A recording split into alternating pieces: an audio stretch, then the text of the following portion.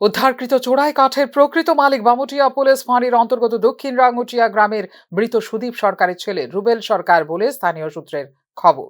পুলিশের প্রশ্নের জবাবে গাড়ির চালক জানায়, চোরাই কাঠ চালানোর জন্যই এই গাড়িটি ব্যবহার করা হয়। কাঠের মালিকের অনুমতি ক্রমেই সে ফটিকছড়া বাইপাস হয়ে কালীবাজার এলাকায় মালিকের দোকানে নিয়ে যাচ্ছিল এই চোরাই কাঠগুলো। কোন জায়গা থেকে কোন দিক থেকে গিয়ে আনছো কাঠটি?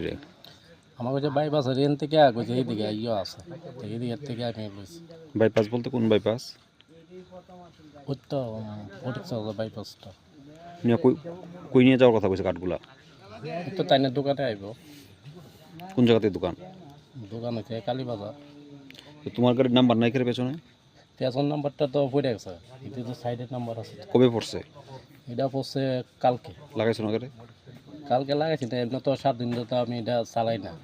চোরাই কাঠ উদ্ধারের পর রুবেল সরকার দাবি করেন তার নাকি বন বিভাগের সঙ্গে কোনো গোপন আঘাত রয়েছে এবং সেই সুবাদে বহু অবৈধ ও জাল নথিপত্র দেখিয়ে চোরাই কাঠগুলোকে বন বিভাগের কাঠ বলে দাবি করেন, কিন্তু বন বিভাগের কোনো ধরনের অনুমতিপত্র দেখাতে পারেননি তিনি।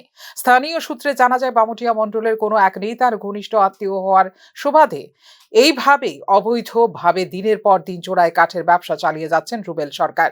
প্রসঙ্গক্রমে বলা যায়, মোহনপুর মহকুমা এলাকায় প্রচুর অবৈধ সমিল এবং চোরা কারবারিদের রমরমা ব্যবসা রয়েছে জানা সত্ত্বেও বন বিভাগ কুম্ভকর্ণের নিদ্রায় মগ্ন থাকার ভান করে কেন নীরব ভূমিকা পালন করছে তা নিয়ে উঠছে নানা প্রশ্ন। ফিউরো রিপোর্ট, নিউজ নাও।